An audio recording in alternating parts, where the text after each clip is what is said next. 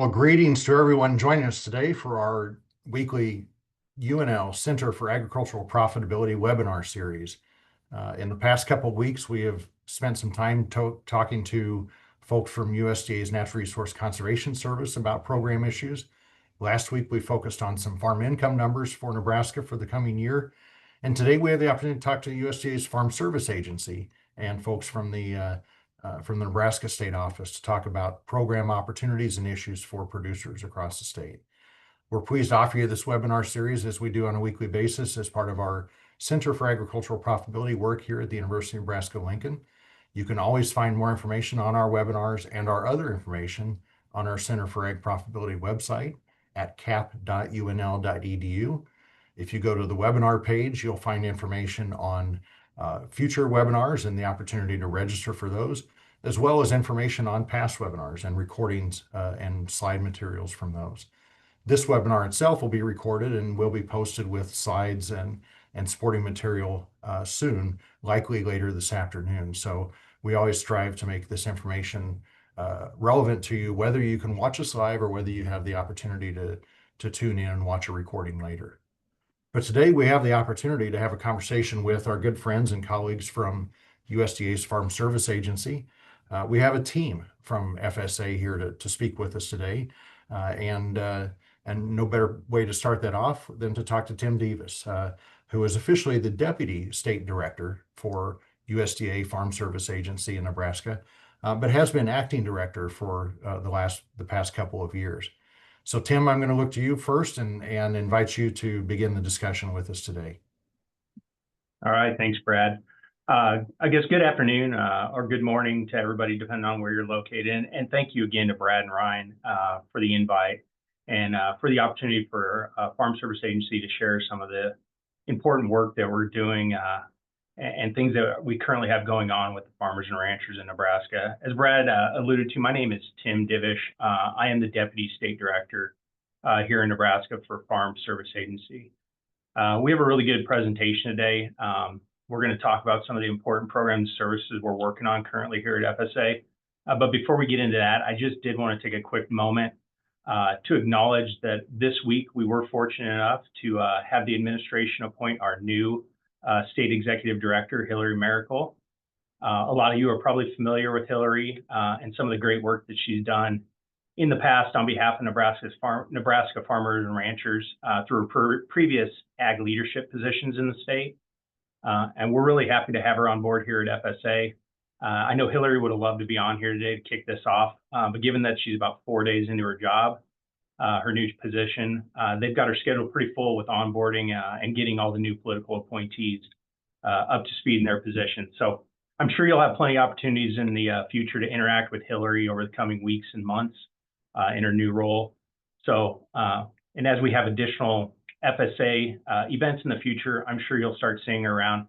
Please don't hesitate when you do see her to say hello and tell her congratulations on her new role. So with that, you can see that we do currently have a lot going on in Nebraska FSA. One of the things that you'll probably notice is absent from this list that a lot of people probably have questions about is the 23 and 24 disaster programs that were passed as part of the American Relief Act. We will talk a little bit about the ECAP program, the Emergency Commodity Assistance Program that we started implementing in March.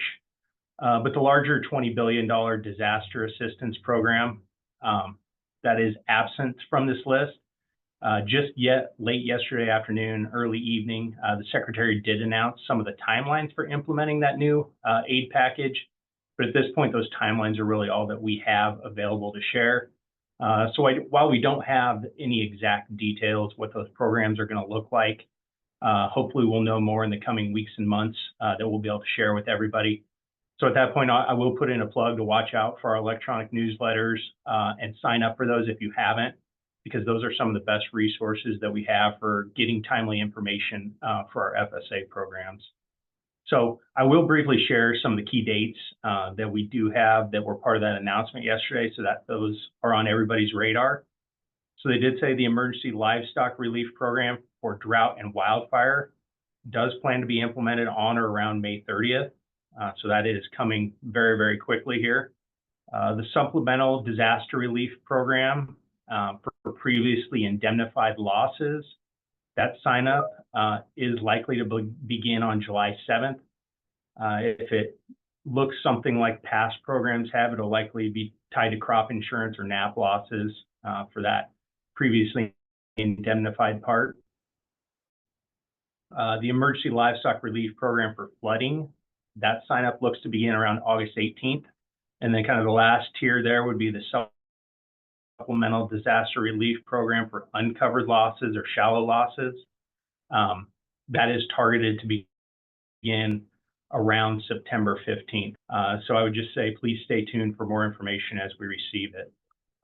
So I'm going to go ahead and turn it over to a few of our specialists, starting with Cathy Anderson. She's our Production and Compliance Program Chief, and she'll probably kick us off and start going through some of these programs in a little bit more detail. Thanks, Tim. Hi, everyone. Appreciate you joining us this afternoon. I've got 3 or 4 things here I'm going to visit with you about. And first and foremost, I want to talk a little bit about our spring acreage reporting, or acreage certification as we refer to it. So as you're all out there planting your spring crops, keep in mind that you need to have FSA on your appointment list, because we want you to come in and report those acres and certify them with us. The deadline for doing that is July 15th. And this is an extremely important process because it does establish your eligibility for a lot of our programs. So keep in mind that we want reports for all of your spring seeded crops, your grass or pasture, any conservation reserve program acres that you have, and also any cover crops. Those can all be reported by July 15th. And our county offices have various processes how they collect this information. Some of them may have mailed you maps for your FSA farms that you can keep with you as you plant and fill out. Some of them may want you to come in and bring your information to an appointment. So the best thing to do is watch your newsletter that you get from your county office, or call your county office and find out what that process is. This slide gives you an idea of the information that we'll be needing from you when you do certify your acres for 2025. We need your acres as far as where they're located on the FSA farm, tract, and field number, and even subfields. So we look at our official fields, and if you planted those into 2 or 3 different crops, we'll create subfields so that we can record those acres. We need to know what crop is planted, what the crop type is. So for corn, is that yellow corn or white corn? The intended use. So it may be planted for grain, for seed. Maybe it's a crop that you're going to forage or graze. The irrigation practice is very important, irrigated or non-irrigated, the planting date, and the producers and shares that have an interest in those crops. And I just want to stress the importance of each of those elements, because they do drive your eligibility for programs. And a couple of those elements you are unable to change after that acreage reporting date on July 15th. So for instance, if you maybe make a mistake with the planting date, we don't have the ability to update that after the acreage reporting date. So it is really important to take time and make sure that all that information is accurate. And reporting your acres is a requirement to maintain eligibility for many of our USDA programs. We've got a few listed there. ARC and PLC, it's a requirement that you do report all of your cropland in order to be eligible for payments on your 2025 contract. Marketing assistance loans, the livestock forage program, so we need those grass acres to be reported. The emergency livestock assistance program and the conservation reserve program. Those are some of our permanently legislated programs, but we also have ad hoc programs come along. And many times those also depend upon your acreage report. One of those ad hoc programs that we do want to mention today that's currently ongoing is the Emergency Commodity Assistance Program, or ECAP. And that application period is open now. It began on March 19th, and it does go through August 15th. So ECAP is really an economic assistance program that was designed to mitigate the impacts of higher input costs that we had in 2024, along with the falling commodity prices. ECAP does have a funding level of $10 billion nationwide. It's just one application for all of your interests that you would file. And again, the sign up did begin March 19th and ends on August 15th. But ECAP does use your 2024 acreage reporting data in the payment formula. So essentially the program is going to pull in any of the acreage you had planted for harvest. It could have been grazed, it could have been hayed, could have been silaged or other similar purposes for the 2024 crop year. And a payment rate is applied to that acreage. And it also applies to prevent plant acreage that you might have, but that is paid at 50%. Payments are issued as applications are approved, and the initial payment is factored to 85%, and that's to make sure that we nationwide, we stay within that $10 billion total on the program funding. But in the event that there are funds remaining after the deadline, FSA could issue some additional payments. So the payments are calculated simply using a flat payment rate for each of the eligible commodities multiplied by the eligible reported acres. This slide does show you what those payment rates are for the various eligible crops. So if you'd like to submit an ECAP application, if you haven't already, you can do that in several ways. It can be in person at your county office. It can be by mail, or it can be electronically.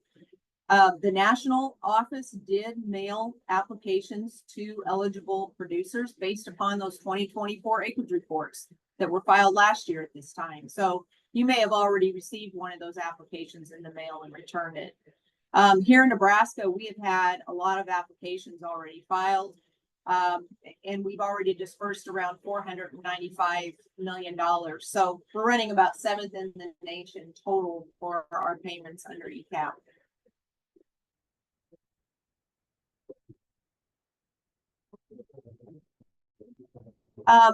One final thing we want to note, and we want to talk about the Marketing Assistance for Specialty Crops Program, or MASC.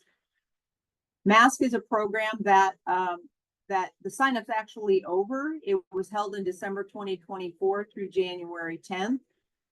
The purpose of that program was really to assist specialty crop producers. And it was recognizing the fact that there were higher input costs and higher marketing costs because of the perishability of those crops. And so producers could certify either their 2023 or 2024 sales and then receive payments based upon those sales. It included basically fruits and vegetables, but here in Nebraska, that also included our dry edible beans, tree nuts, nursery crops, and others. And there was an announcement last week that under this program that second payments would be issued. Now, there's no additional sign up with that. So it's just second payments that'll be issued to those producers that applied during that December through January timeframe. And so we're currently in the process of processing those payments. They aren't available to our county offices yet, but we are expecting to see those soon. And I'll turn things over now to my colleague, Pat Lechner, who is Chief Specialist here in the Nebraska State Office for Price Support, Conservation, and Environmental Programs.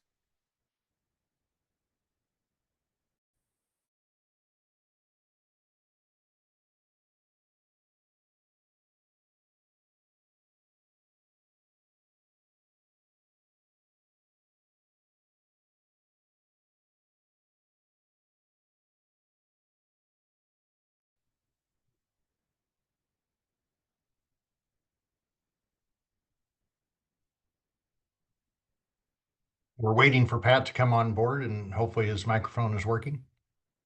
But this is Brad Lubben momentarily to remind you, if you have any questions here as we go along in the presentation, please enter them in the Q&A box or button on your Zoom app.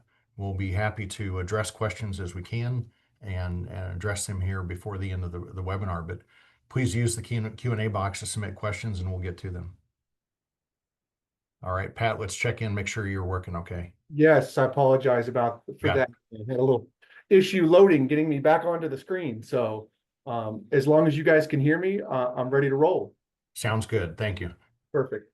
Well, good afternoon and good morning to everyone. And thank you all for joining. And thank you, Dr. Lubben, for having us on. Today, I'm going to cover some of the primary programs that we offer as far as drought assistance. And then I'll work through some topics, including wildfire response, and some updates on the Conservation Reserve Program. But first, let's talk about the Livestock Forage Program. LFP is our flagship disaster assistance program for producers who suffered qualifying grazing losses. To be eligible for LFP, that consists of being an eligible producer, having eligible livestock, and then also having eligible grazing lands.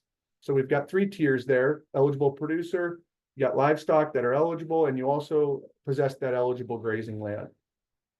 LFP's trigger mechanism is using the U.S. Drought Monitor.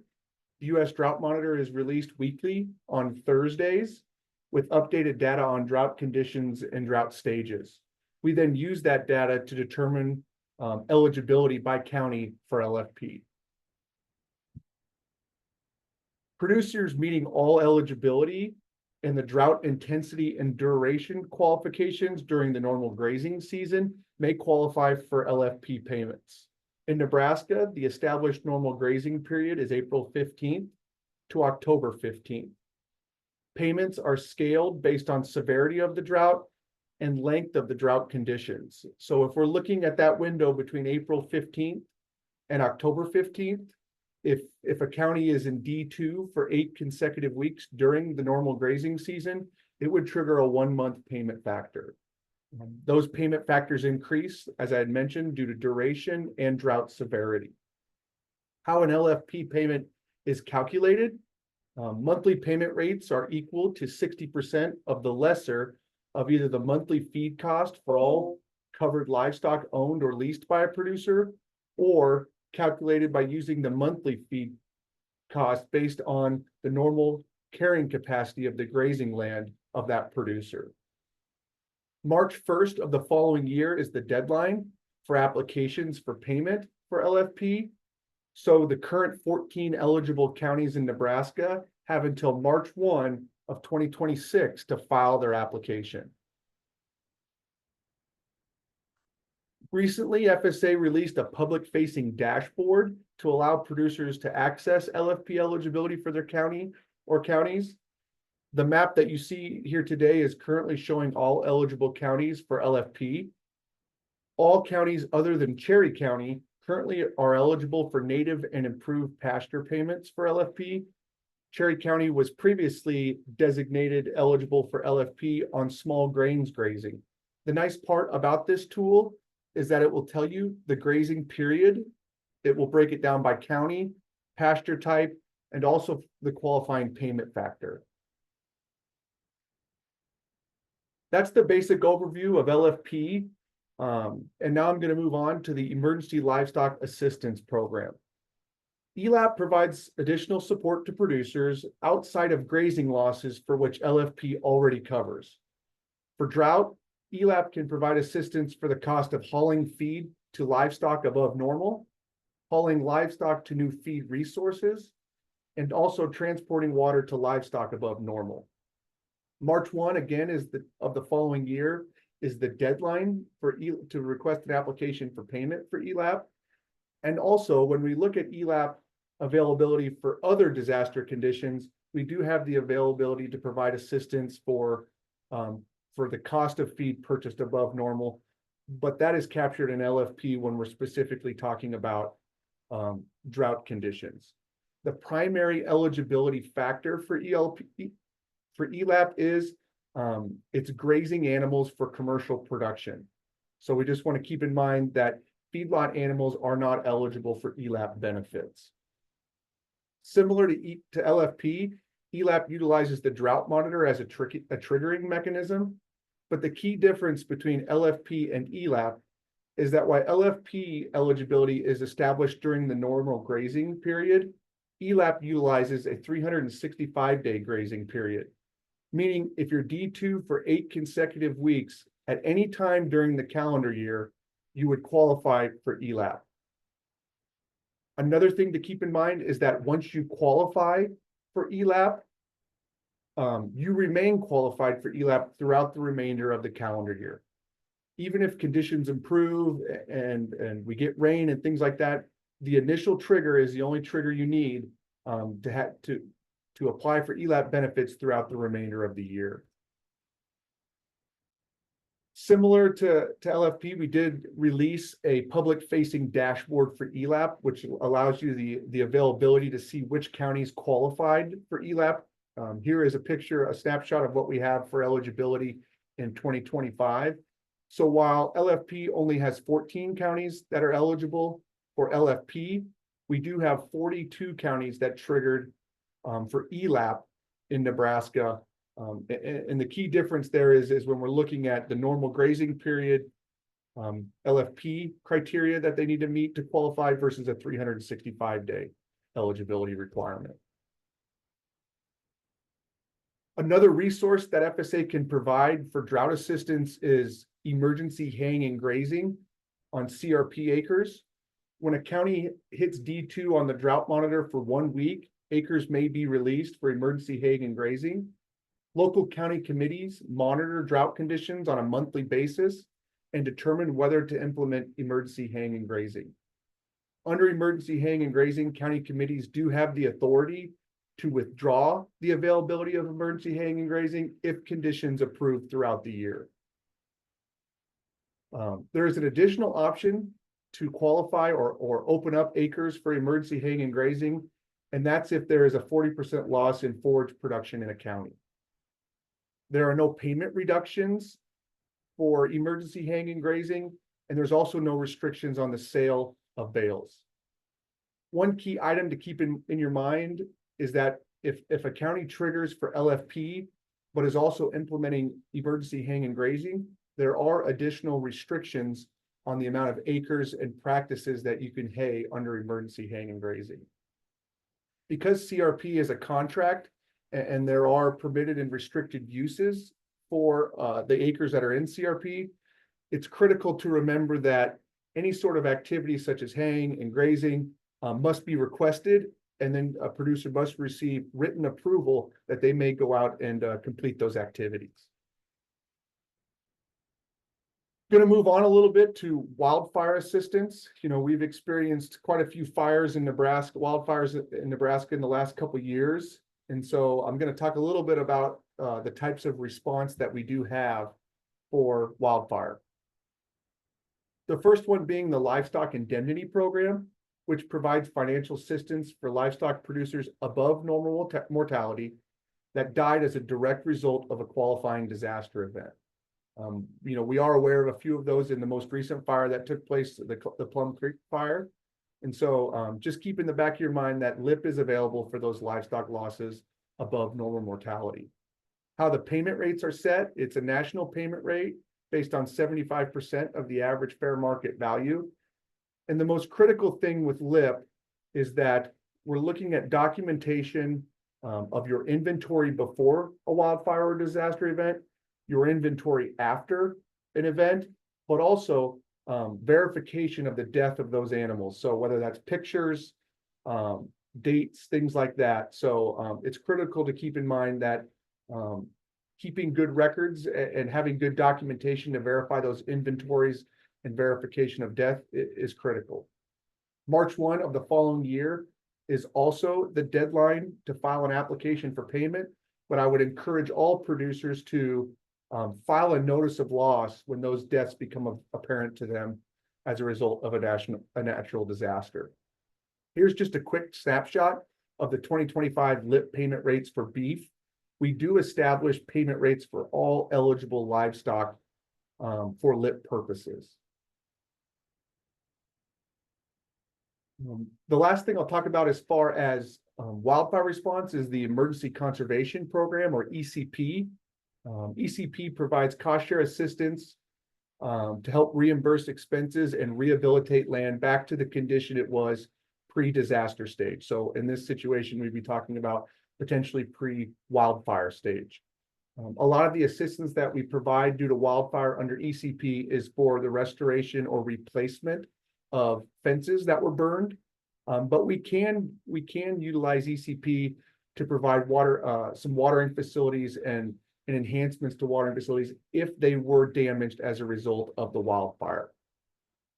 ECP is implemented at the local county committee level.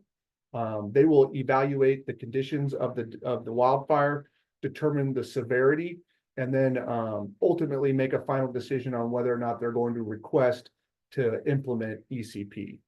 There is an environmental evaluation process that's associated with ECP. So it's always important to remember to go through the necessary steps to receive approval in writing.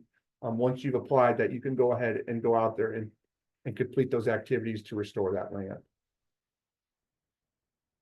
I wanted to talk a little bit about disaster designations and how that process works and where FSA can provide that assistance. So like the programs that I previously mentioned, LFP, ELAP, ECP, those are all tied to either the drought monitor or a local county committee decision. FSA emergency loans, they trigger directly off of disaster designations. These designations may also come into play for folks that are selling livestock due to drought and are looking at tax implications for those sales. So for a secretarial disaster designation, which would make available the emergency loans, it may be requested in 3 different ways. The governor may initiate that request to the secretary or an authorized representative, an Indian tribal council leader, or FSA state executive director. One thing to note about drought in particular, though, is that we do offer a drought fast track disaster designation. So if any portion of a county is D2 for 8 consecutive weeks or a higher intensity on the drought monitor, we will receive a fast track drought designation. This is a snapshot of our current 2025 secretarial disaster designations. You can see that contiguous counties also meet the criteria of freeing up those FSA emergency loans, as well as the primary counties that received the disaster designation. We do have a few more counties that I would anticipate will receive that disaster designation. As with this week's drought monitor, we did pull in some counties that were in the northeast, north central part of the state. We've received a lot of questions here at the state office regarding the status of the Conservation Reserve Program. At this time, there is no active sign up going on for CRP. We are currently just maintaining the existing contracts that we have. And we're kind of in a holding pattern until we receive any further guidance on whether or not we'll go ahead and run a sign up for CRP in 2025. With that, I am going to pass it along to Kelli Woita. She is a farm loan specialist here at the Nebraska FSA State Office. Thanks, Pat. We just have a couple programs that we'd like to highlight today for farm loan. We are here to help farmers start, purchase, or expand their farming operation when they cannot obtain commercial credit from a local bank or farm credit. We do have loan officers located in 21 offices across the state that are available to answer questions and to help with the application process. Some of our loan programs include the direct loans and guaranteed. For direct loans, we do have the farm ownership, joint financing and down payment, operating loans that include term and annual operating, and the microloan program. And we have guaranteed loans, which are farm ownership or operating loans. The direct farm ownership loan, there we go, is used to purchase or expand a farm or ranch, construct new or improve existing farm or ranch buildings to make a down payment or pay closing costs, and also pay for soil and water conservation and for protection purposes. The loan limit on the farm ownership loan is up to $600,000 with a maximum term of 40 years, and there is no down payment required for this program. We also have the joint financing, which is used to purchase a farm or ranch. Financing is provided jointly by FSA and another lender. FSA loans up to 50% of the purchase price or appraised value, whichever is less, and the other lender will provide the other 50% or more. The interest rate on this loan is set at 2% minus is set at the farm ownership loan rate minus 2% with a floor of 2.5%, and the May rate is currently 625. This is also has a loan limit of 600,000 and a maximum term of 40 years. Our down payment loan program, to be eligible, an applicant must be a beginning farmer, a veteran, or an SDA farmer and provide a 5% down payment. The down payment loan funds are used to purchase a family farm. FSA finances up to 45% of the loan, and the remaining 50% or more is financed by another lender. The other lender's loans must be amortized over 30 years with a balloon that is not less than 20 years. The maximum loan on this is $300,150 with a 20-year term. We also have direct operating loans. These include term loans to purchase equipment or livestock, annual operating loans for production expenses such as seed, fertilizer, or chemical. We also have term loans to refinance operating expenses. The loan limit for these type of loans is $400,000 combined, and terms are anywhere from 1 to 7 years. Our microloan program includes operating loans and farm ownership loans. Operating loans, again, are used to purchase equipment and livestock. It could be an annual operating loan for production expenses, seed, fertilizer, chemical, or to refinance operating expenses or debts. And then the farm ownership microloans is used to purchase land or farm, enlarge an existing farm, construct buildings, pay closing costs. The microloan limits is $50,000 for each of these types of loans. Operating loans, like I said, are either anywhere from 1 to 7 years, and the farm ownership loan terms for microloans is up to 25 years. Some of our interest rates for May, our direct farm ownership loan is at 5.625. The joint financing is 3.625. The down payment is 1.625. Our direct operating right now is at 5.125. There is others on here. Just wanted to highlight those. And then for guaranteed loans, those are negotiated between the borrower and the lender, which we'll talk about those next. Our guaranteed loan program, guaranteed loans are made and serviced by ag lenders such as Farm Credit, the local bank, or another lending institution.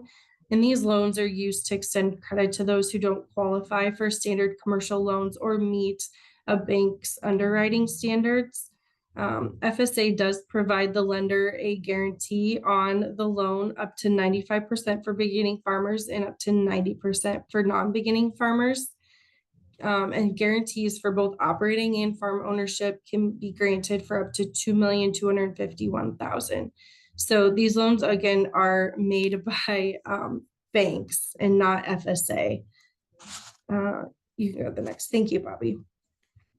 So what do you do in the current farm economy if you cannot, if you are financially distressed or unable to make your payment? So if you're not an FSA customer, we do encourage you to visit with your existing lender about loan and servicing options that they may have available.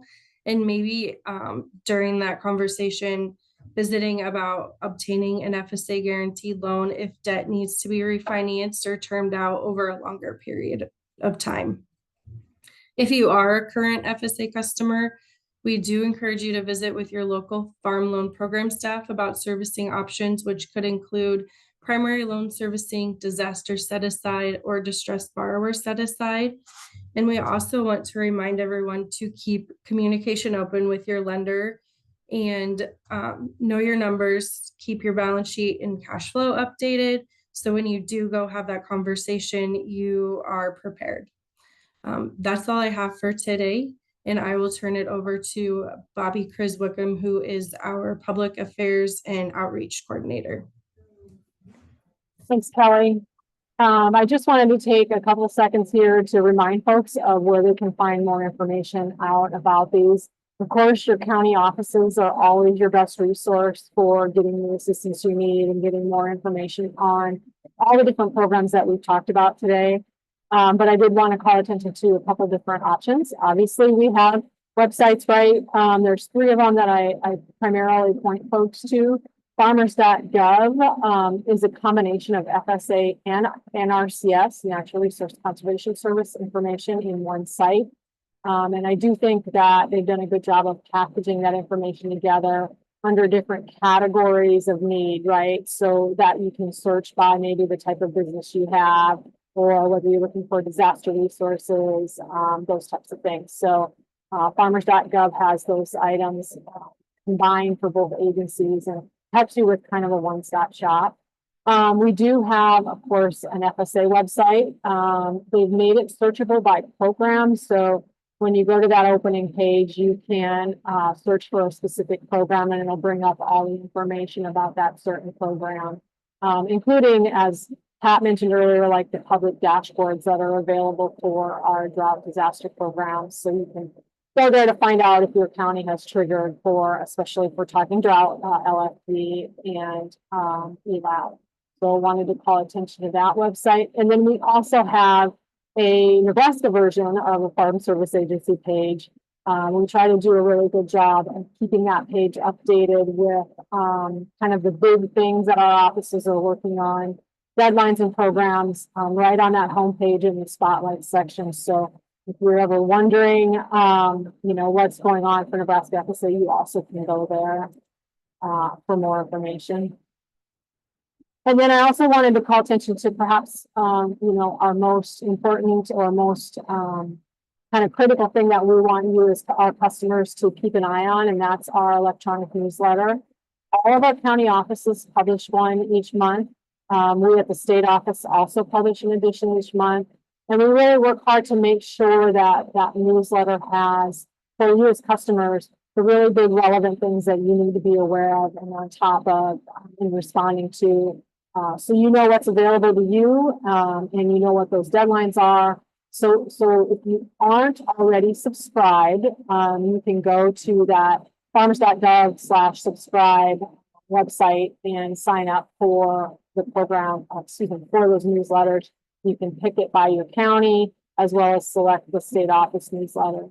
So you get that to your email inbox each month. You know, a lot of our current customers already would be receiving this. So, you know, I would just encourage you, if it's coming into your inbox, to take just a couple minutes each month to open that newsletter, at least look at the headlines to know what might be relevant and important for you that month so that you don't miss out on any of the important program opportunities that we have. So just wanted to call attention to the availability of those resources. And then in closing, of course, you know, if you happen to not know where your local service center is, this is the website for you to go to, or the place you can go to search for your county and find out the contact information for your local county office. And with that, I think I'm going to turn it back over to Brad to maybe see if we have any questions, and maybe Brad has some questions and see what we can do about answering those. Bobby, thank you very much. I'll let you stop sharing on your presentation, and that'll bring up everybody's image again here. Thank you to the team from FSA for this information and for sharing with us today. You know, we see headlines of this program's coming out, that program's coming out. It can be difficult to remember that there is a broad portfolio of programs that are already in place and operating and continuing to serve producers out there. And so that's actually part of the questions that we have that I want to get to. Some immediate questions, sort of in the order they came up. Cathy, as you talked about ECAP, the question of the payments that producers are already receiving, that's actually an initial payment, or at least it's described as an initial payment. When would there be a second payment? And if, you know, please discuss the details of when or how would a second payment be calculated if there is one, and when would it be delivered? Right. Sure. So currently under the ECAP program, we have the established payment rates per acre. And currently that's getting paid at 85%. And again, that's to make sure we stay within the allotted funding. So the sign up period goes through the middle of August. Once we get past that sign up period and know all of the applications and payments that we have to issue, then there will be an analysis to determine if there's funding that's left and if we can go ahead and issue that additional 15%. I don't know how quickly after the end of sign up that will happen. But that's, you know, the national office talked about how that process would take place once we're at that point.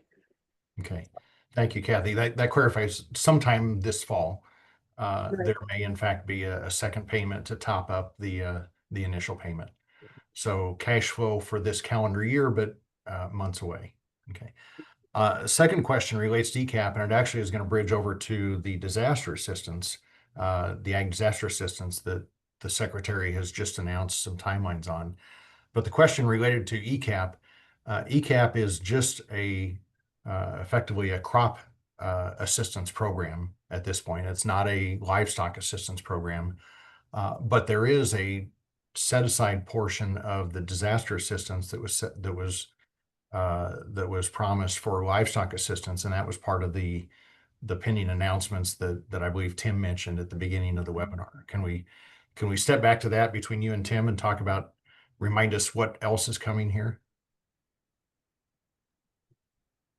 Yeah, I can speak briefly, Kathy, about, can you guys hear me? My Yes. internet's giving me some trouble, but kind of that emergency livestock relief program, that's a piece of that $20 billion American Relief Act. The first part is the drought and wildfire component of the emergency livestock relief program. And in the announcement, like I said earlier, we don't have a lot of details yet, but in that timeline that was issued, it does reference that payments may start going out on May 30th. So if it relates back to some of how we've run that ELRP program in the past, those would probably be automatic payments based on prior LFP applications or something like that we already have that information for. And then a little bit farther down, kind of in that timeline, would be the component for ELRP related to flooding. And that would have an August 18th kind of projection for when sign up for that would start. So those would be specific disaster programs related to the livestock producers. Yeah. Thank you, Tim. And as you described earlier, some of this rollout of the ag disaster assistance that the secretary had just announced some timeline for, but this rollout may look familiar compared to the LRP and ELRP or the programs that we've previously received on crops and livestock. So some of the information may be automated and payments could come relatively quickly, but then there would still be a sign up process or a process there to certify numbers that aren't automated, and that would take some time, right? Okay. A question for Pat as it relates to LFP, and you could probably say this about LFP and LIP and ELAP as well. When we know that a county is eligible for LFP, as an example, when and how does a producer begin that process of contacting the FSA office and initiating the application process? Yep, it's a great question. You know, it could vary. LIP at any time is open and running. So, you know, that's an opportunity to, you know, when you sustain those death losses, you can file a notice of loss, say, hey, I had these death losses. That would be all year round. In particular to LFP and the 14 counties that just recently triggered, you know, up in the Panhandle area, those have been triggered for some period of time here. And they would be available to sign up. And, you know, just this morning, we received that north central Nebraska portion that qualified for LFP. The one thing that I'll remind everyone is that for LFP in particular, that is tied directly to your acreage report and those pasture types that you report on your FSA 578.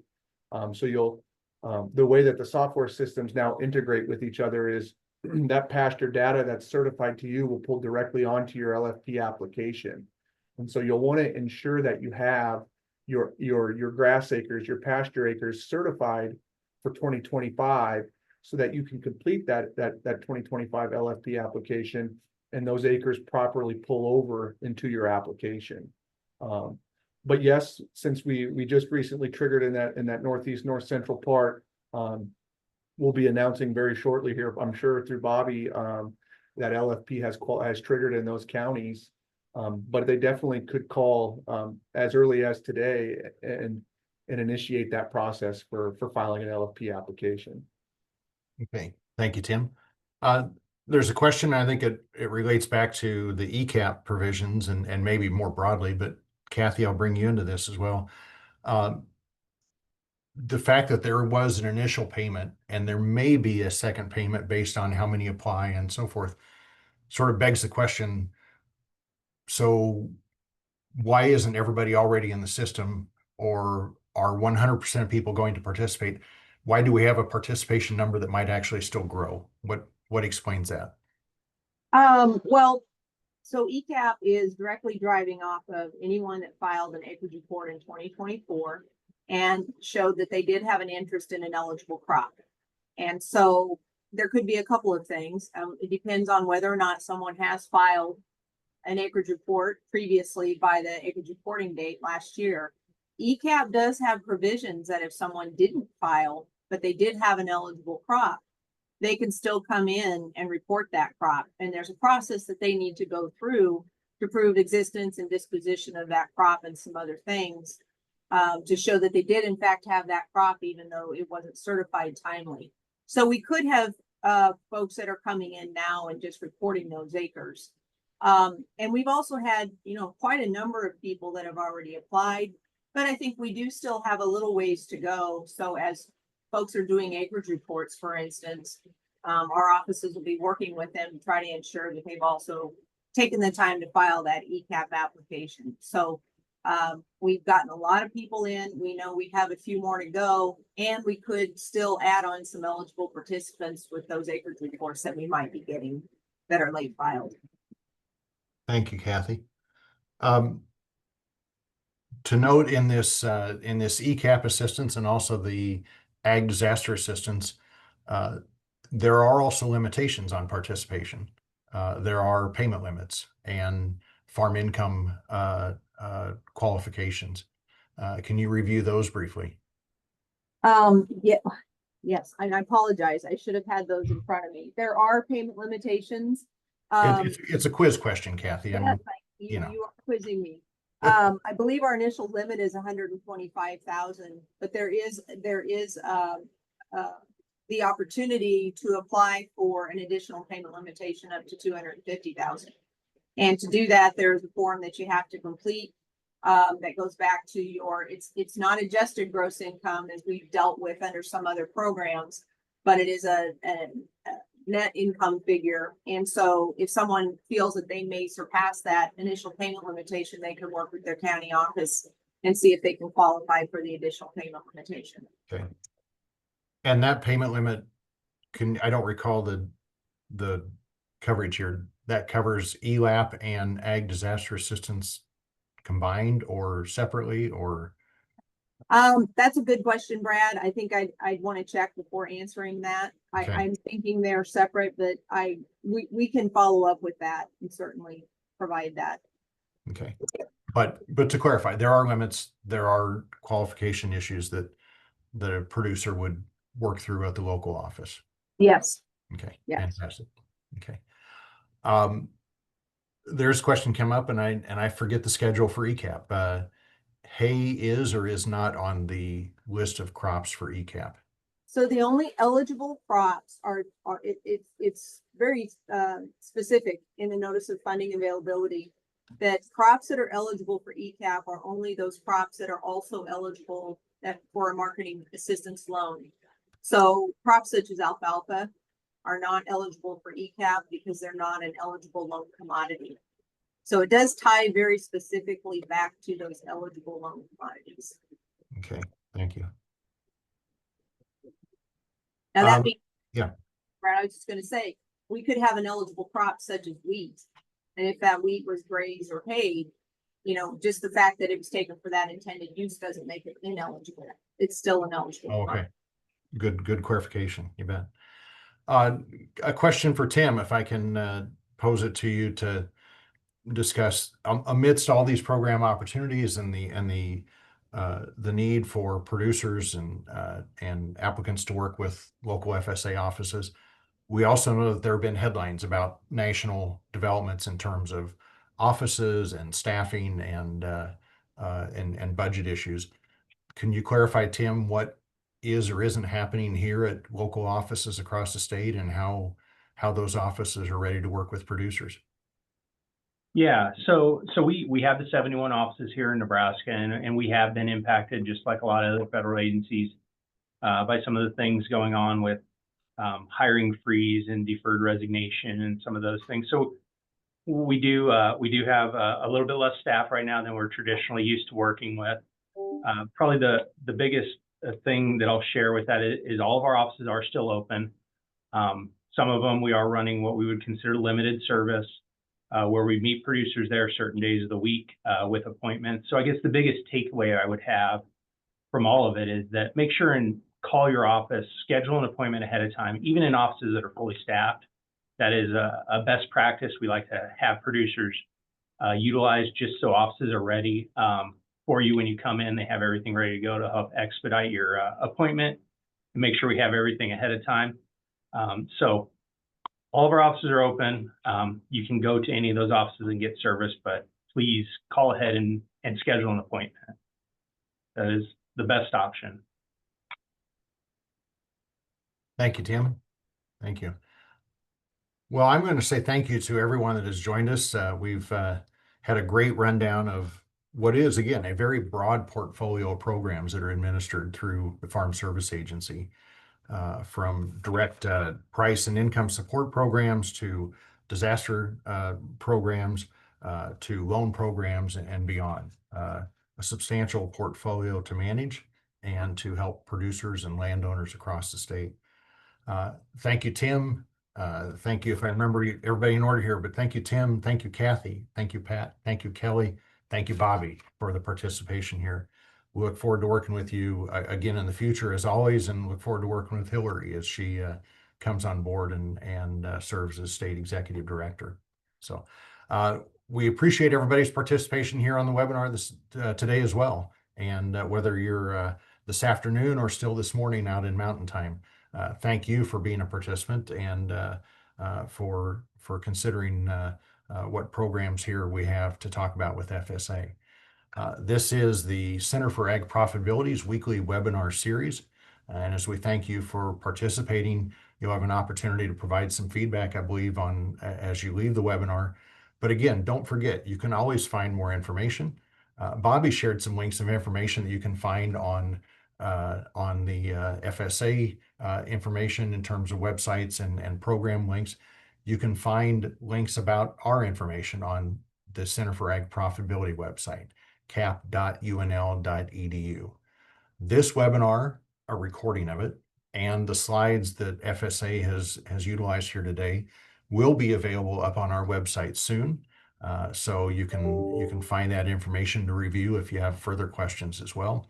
That'll include that slide that Bobby shared with additional links. So there's plenty of information there to track down. So with that, we thank you again for the day. Thank you for participating in the Center for Ag Profitability's work and for the collaboration here with Nebraska's State Office of the USDA Farm Service Agency. We wish you well and have a great day.